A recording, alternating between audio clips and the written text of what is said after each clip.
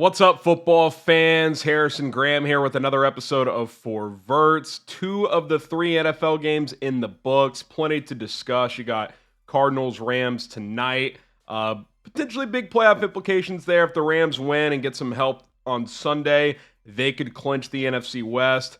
Even with the win, there's a scenario where next week's game against the Seahawks would be win and get in, but certainly an important game. If they lose, it's 100% a win and in game next week. So we'll see what happens in this game tonight. But on today's show, going to take a look at the updated AFC playoff picture. We saw the Chargers clinch a playoff berth, and then this Bengals-Broncos game, wild game. Neither team seemed to want to win it. Cincinnati gets it done. We'll talk about what that means for both of those teams and a couple others with one playoff spot up for grabs in the AFC. This is why you subscribe to the channel. Saturday night, we got you covered here on Verts.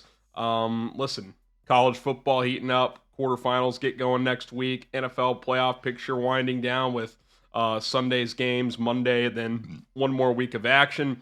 We're the channel for you. We're staying on top of all the latest updates, news, rumors, game reactions. So rock and roll with us for the rest of the season. All right, we got to talk about the game that just ended about 20 minutes ago. Bengals beat the Broncos 30-24 in overtime.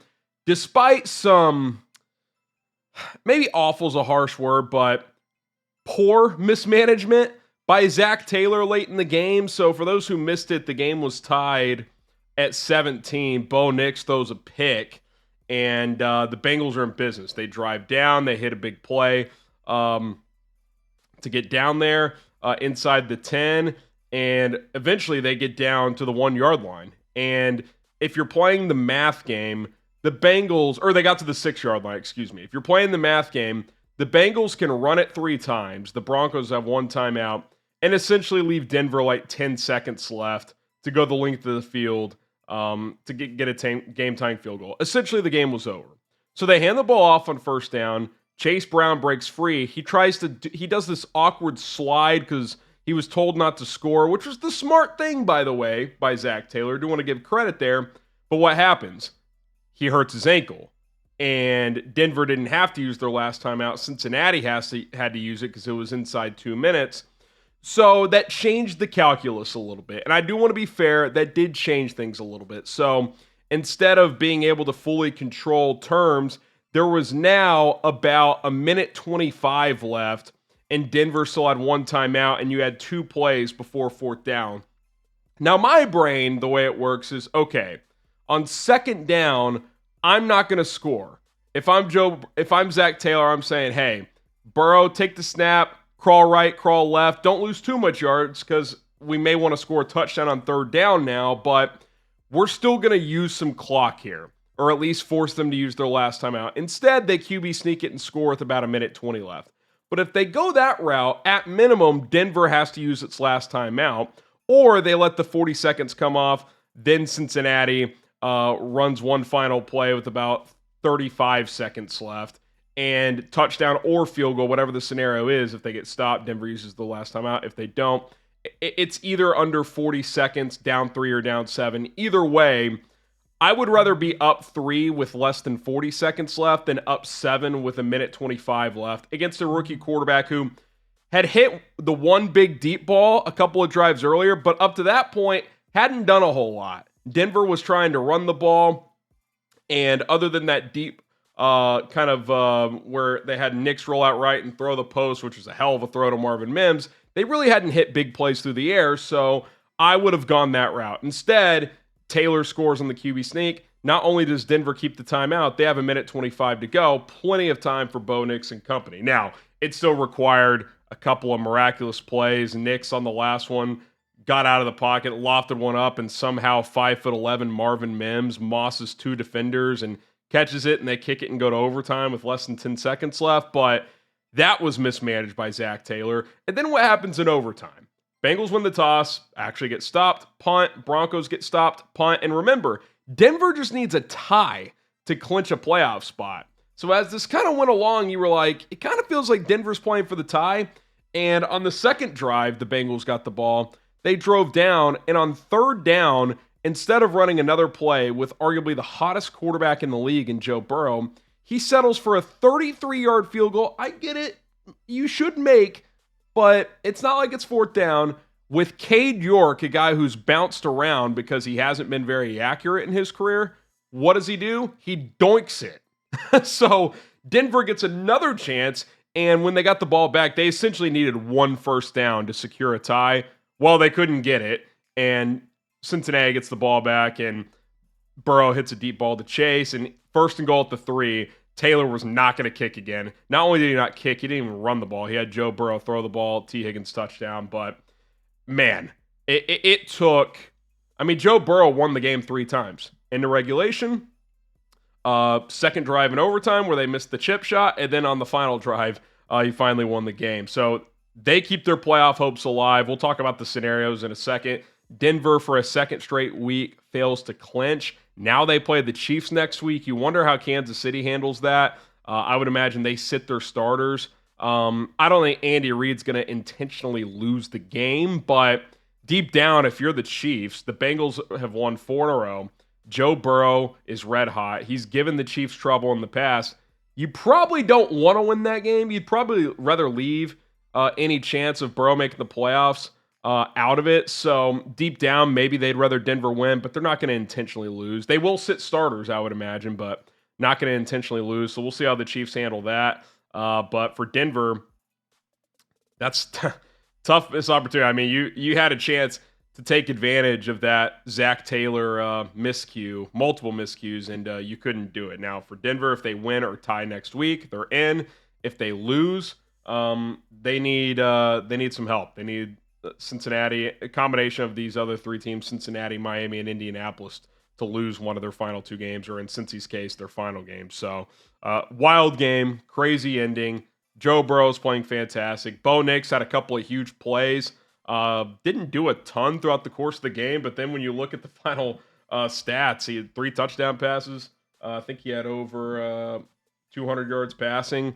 That's what big plays do. You hit a couple of them, all of a sudden, that really makes a difference on the final stat line. Joe Burrow, 412 yards and 3 touchdowns. Bo Nix, 219, 3 touchdowns and a pick. Pick was tough. His hand got hit, but not a ball he should have thrown, and he was lucky that Zach Taylor bailed him out and they gave him another chance. All right, before we get to the Bengals and Broncos scenarios entering Week 18, let's talk about the Chargers. They absolutely dropped the hammer on the Patriots, 40-7. They clinch an AFC wildcard berth. They could still get the 5 seed, by the way, if Pittsburgh loses next week and they win. They're playing good ball. Justin Herbert was fantastic. He was really, really good. Left no doubt. Patriots feel lifeless. I know it's his first year, but I do wonder if Gerard Mayo survives this. I mean, it's just been really bad, especially as of late. They've got a talented young quarterback in Drake May. Do you want to leave him in the hands of a first-time guy who seems in over his head? That's a different conversation for a different day. I'd rather focus on the Chargers. Speaking of coaches, it's pretty remarkable to think that last offseason, the Bears and the Raiders chose to keep Matt Eberflus and Antonio Pierce and did not even pursue Jim Harbaugh. Now, maybe he goes to the Chargers anyway. There's a lot of mixed reporting. Who knows where he would have gone? But to not even take that swing for 2 coaches who Eberflus got fired midseason this year and Antonio Pierce, good chance he's one and done in Vegas. That's a pretty bad decision by those franchises when you look back on it. Jim Harbaugh has taken a 5-12 team who, by the way, cut Mike Williams, traded Keenan Allen, did not have a good salary cap situation. He's got them at 10-6, and they feel like a dangerous wild card team. With that head coach quarterback combination, J.K. Dobbins is back and healthy, running the ball today. Defense looks good, led by Jesse Minter. They're playing good ball, man. I don't think they can win the Super Bowl this year. I still think they need an offseason of draft picks and some. They probably need another receiver, maybe T. Higgins with the Bengals.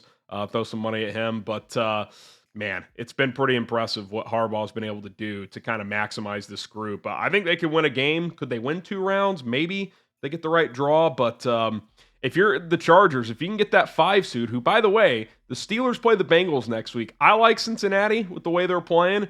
If the Chargers were to win next week, and they play the Raiders, so they will, in all likelihood, they would get the 5 seed and play the Texans. I think they win that game. So I think if you're the Chargers, you're feeling pretty good about where you're at. Okay, so 6 of the 7 teams decided. We're going to go through scenarios for the Broncos, Bengals, Colts, and Dolphins, how things look with the Colts and Dolphins still having to play on Sunday, and then obviously games next week. This is how the playoff picture sits right now, as the Chiefs have clinched the 1 seed, like I said, probably rest their starters this week. Maybe they treat it like a preseason game, play their guys like a quarter or a half, but we'll see. Buffalo, if they win one of their final 2 games, they clinch the 2 seed. If they were to lose their final 2 games and Baltimore won next week, they would get the 2 due to head-to-head, but Buffalo most likely the 2 there. They play the Jets and I think the Patriots next week, so they're going to win at least one of those. If they win tomorrow, they'll probably rest their guys week 18. Baltimore, simple. If they win next week, they're at least the 3 seed. Outside shot at the 2, like I mentioned. If they lose and the Steelers were to win, they would fall back down to the wild card. Texans are locked in at the 4 seed, so we'll see if they even play their starters this week. That team's been a mess, especially offensively, but they are locked in. Steelers, if they win, they guarantee themselves the 5 seed. If they win and like I said, the Ravens lose, they would get the 3 seed in that scenario. Chargers have clinched. They'll be either the 5 or the 6. I guess technically they can still be the 7. I'd have to look into that, but they've clinched. If they win and the Steelers lose, they'll get the 5 seed. And then you got the Broncos, Bengals, Colts, and Dolphins all still alive. For Denver, it's very simple. Win or tie week 18, they clinch. If they lose, they need some help. So let's talk about the other teams then. The 3 teams that are either 8-8 or 7-8. Right now, ESPN's playoff picture predictor has the following percentages to make the playoffs. Broncos, 58% to get the last spot. Colts, 18%. Dolphins, 13%. Bengals, 11%. So let's go through each of these scenarios. This is what the Bengals need to get in. They got to beat the Steelers in Week 18. They need the Broncos to lose to the Chiefs. Colts need to lose one of their final 2 games at the Giants, Jags at home. They'll be favored in both, but Anthony Richardson's not playing this week.